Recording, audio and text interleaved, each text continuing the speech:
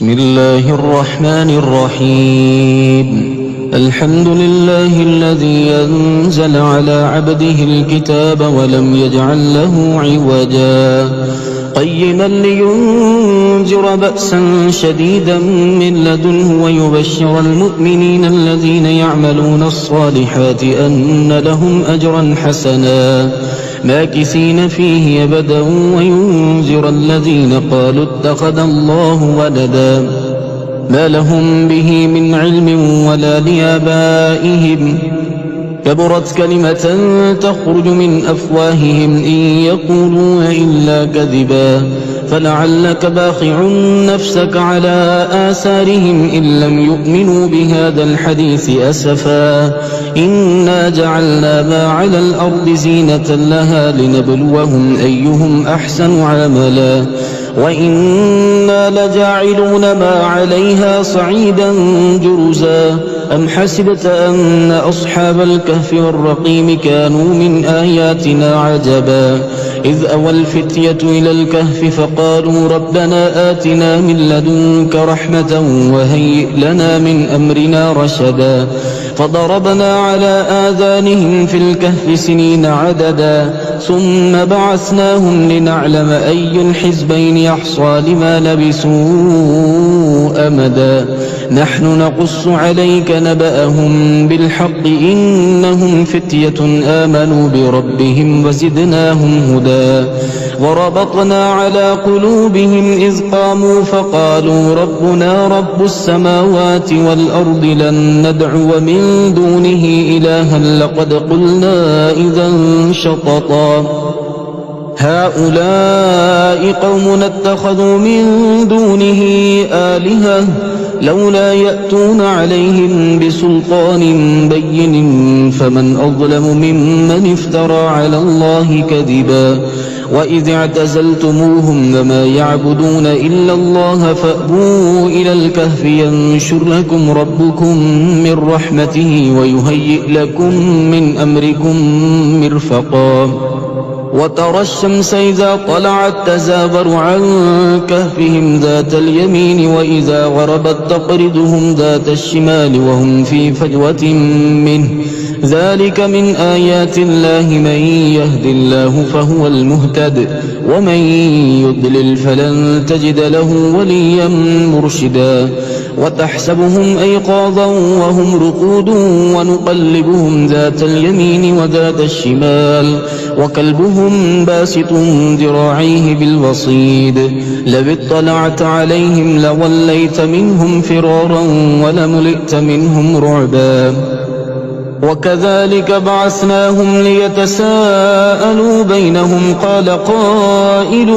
منهم كم لبثتم قالوا لبثنا يوما أو بعض يوم قالوا ربكم أعلم بما لبثتم فابعثوا أحدكم بورقكم هذه إلى المدينة فلينظر أيها أزكى طعاما فليأتكم برزق منه وليتلطف ولا يشعرن بكم أحدا إنهم إن يظهروا عليكم يرجموكم أو يعيدوكم في ملتهم ولن تفلحوا إذا أبدا وكذلك أعثرنا عليهم ليعلموا أن وعد الله حق وأن الساعة لا ريب فيها إذ يتنازعون بينهم أمرهم فقالوا ابنوا عليهم بنيانا ربهم أعلم بهم قال الذين غلبوا على أمرهم لنتخذن عليهم مسجدا سيقولون ثلاثة رابعهم كلبهم ويقولون خمسة سادسهم كلبهم رجما بالغيب ويقولون سبعة وثامنهم كلبهم قل ربي أعلم بعدتهم ما يعلمهم إلا قليل فلا تمار فيهم إلا مراء ظاهرا ولا تستفت فيهم منهم أحدا ولا تقولن لشيء إني فاعل ذلك غدا إلا أن يشاء الله واذكر ربك إذا نسيت وقل عسى أن يهديني ربي لأقرب من هذا رشدا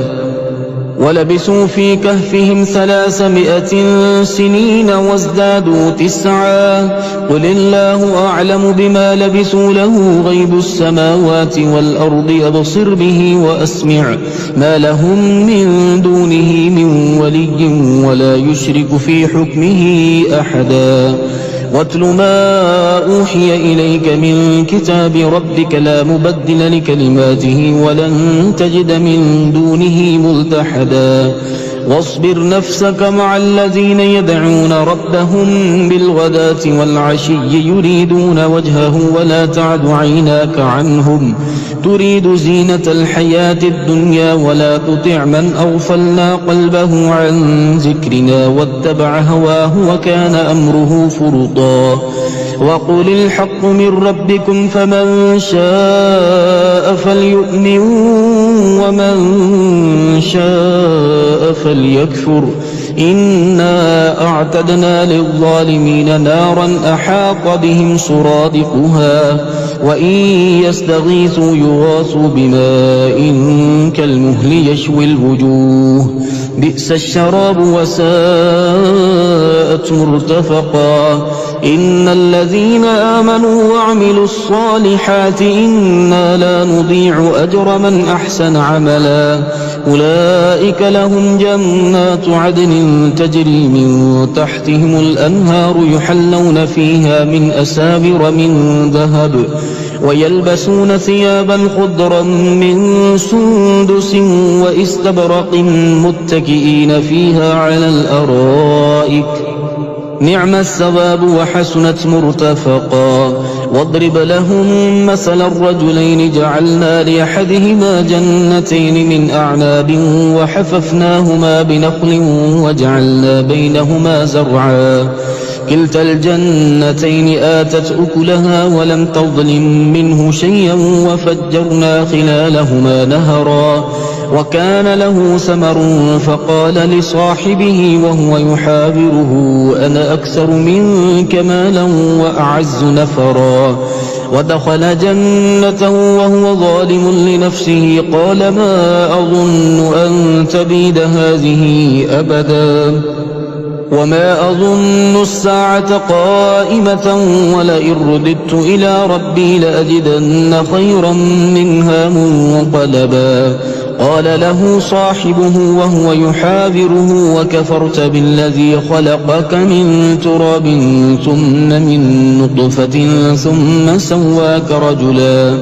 لكن هو الله ربي ولا أشرك بربي أحدا ولولا إذ دخلت جنتك قلت ما شاء الله لا قوة إلا بالله إن ترني أنا أقل منك مالا وولدا فعسى ربي أن يؤتيني خيرا من جنتك ويرسل عليها حسبانا من السماء فتصبح صعيدا زلقا أو يصبح ماؤها غورا فلن تستطيع له طلبا وأحيط بثمره فأصبح يقلب كفيه على ما أنفق فيها وهي خاوية على عروشها ويقول يا ليتني لم أشرك بربي أحدا ولم تكن له فئة ينصرونه من دون الله وما كان منتصرا هنالك الولاية لله الحق وخير ثوابا وخير عقبا واضرب لهم مثل الحياة الدنيا كماء أنزلناه من السماء فاختلط به نبات الأرض فأصبح هشيما تذروه الرياح وكان الله على كل شيء مقتدرا المال والبنون زينة الحياة الدنيا والباقيات الصالحات خير عند ربك ثوابا وخير أملا ويوم نسير الجبال وترى الأرض بارزة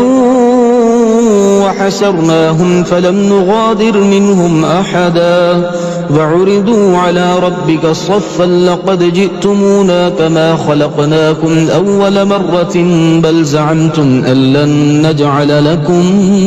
موعدا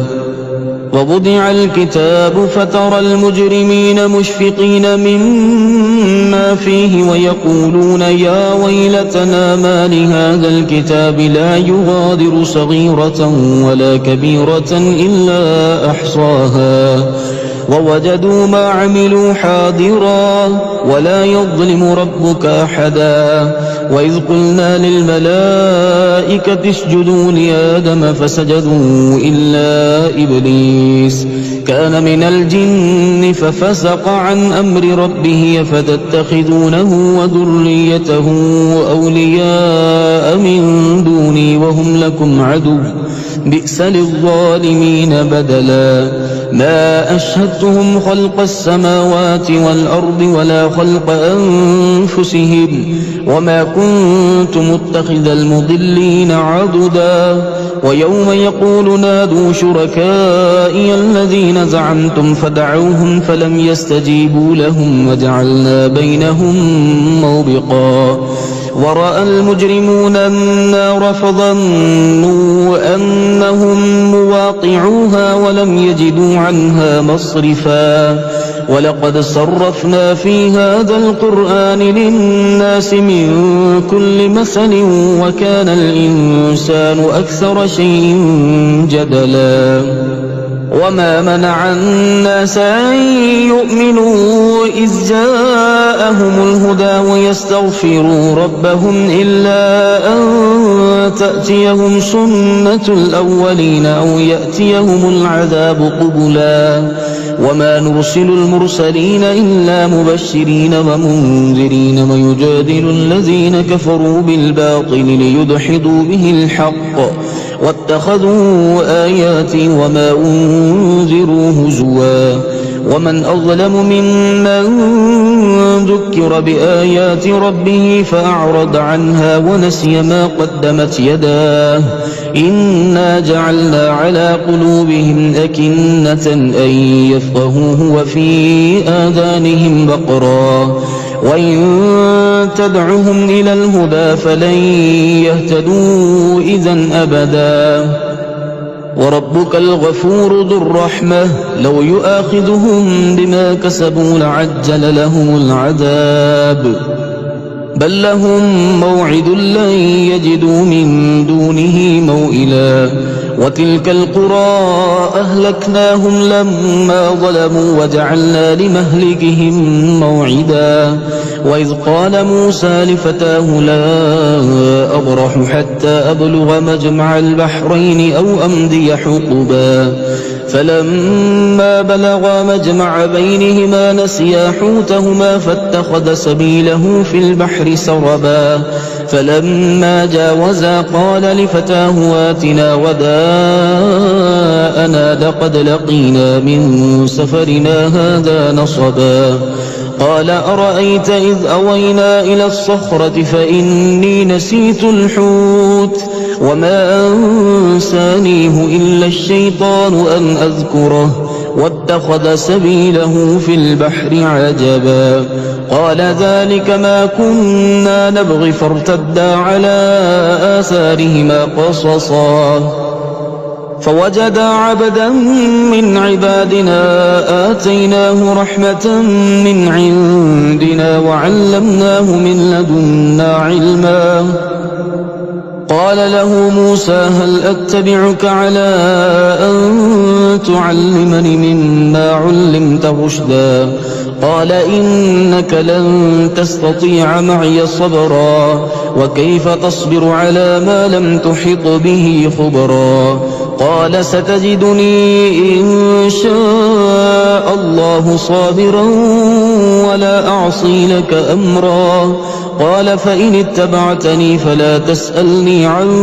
شيء حتى أحدث لك منه ذكرا فانطلقا حتى إذا ركبا في السفينة خرقها قال أخرقتها لتغرق أهلها لقد جئت شيئا إمرا قال ألم أقل إنك لن تستطيع معي صبرا قال لا تؤاخذني بما نسيت ولا ترهقني من أمري عسرا فانطلقا حتى إذا لقيا غلاما فقتله قال أقتلت نفسا زكية بغير نفس لقد جئت شيئا نكرا قال ألم أقل لك إنك لن تستطيع معي صبرا قال إن سألتك عن شيء بعدها فلا تصاحبني قد بلغت من لدني عذرا فانطلقا حتى إذا أتيا أهل قرية استطعما أهلها فابوا أن يضيفوهما فوجدا فيها جدارا يريد أن ينقض فأقامه قال لو شئت لاتخذت عليه أجرا قال هذا فراق بيني وبينك سأنبئك بتأويل ما لم تستطع عليه صبرا أما السفينة فكانت لمساكين يعملون في البحر فأردت أن أعيبها وكان وراءهم ملك يأخذ كل سفينة غصبا وأما الغلام فكان أبواه مؤمنين فخشينا أن يرهقهما طغيانا وكفرا فأردنا أن يبدلهما ربهما خيرا منه زكاة وأقرب رحما وأما الجدار فكان لغلامين يتيمين في المدينة وكان تحته كنز لهما وكان أبوهما صالحا فأراد ربك أن يبلغا شدهما ويستخرجا كنزهما رحمة من ربك وما فعلته عن أمري ذلك تأويل ما لم تسطع عليه صبرا ويسألونك عن ذي القرنين قل سأتلو عليكم منه ذكرا إنا مكنا له في الأرض وآتيناه من كل شيء سببا فأتبع سببا حتى إذا بلغ مغرب الشمس وجدها تغرب في عين حمئة ووجد عندها قوما قلنا يا ذا القرنين إما أن تعذب وإما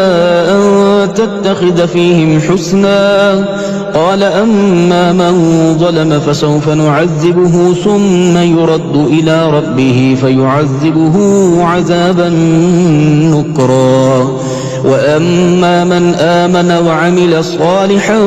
فله جزاء الحسنى وسنقول له من أمرنا يسرا ثم أتبع سببا حتى إذا بلغ مطلع الشمس وجدها تطلع على قوم لم نجعل لهم من دونها سترا كذلك وقد أحطنا بما لديه خبرا ثم أتبع سببا حتى إذا بلغ بين السدين وجد من دونهما قوما لا يكادون يفقهون قولا قالوا يا ذا القرنين إن يأجوج ومأجوج مفسدون في الأرض فهل نجعل لك خرجا على أن تجعل بيننا وبينهم سدا قال ما مكني فيه ربي خير فأعينوني بقوة أجعل بينكم وبينهم ردما آتوني زبر الحديد حتى إذا ساوى بين الصدفين قال انفخوا حتى إذا جعله نارا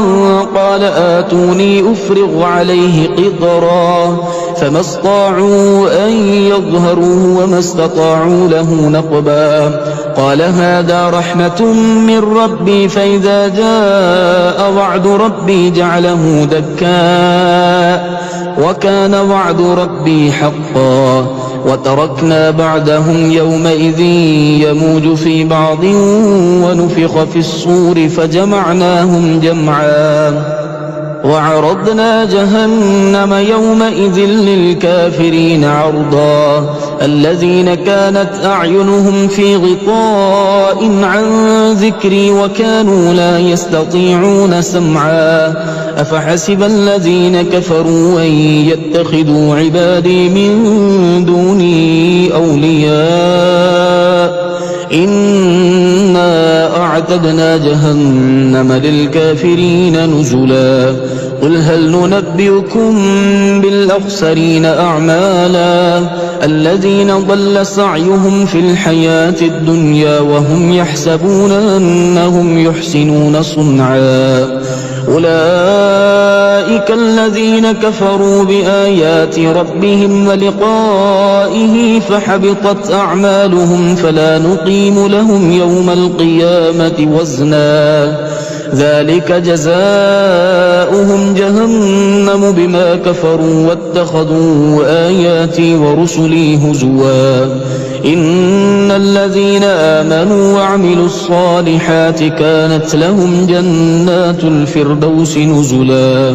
خالدين فيها لا يبغون عنها حولا قل لو كان البحر مدادا لكلمات ربي لنفد البحر قبل أن تنفد كلمات ربي ولو جئنا بمثله مددا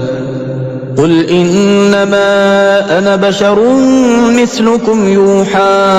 إلي أنما إلهكم إله واحد فمن كان يرجو لقاء ربه فليعمل عملا صالحا ولا يشرك بعبادة ربه أحدا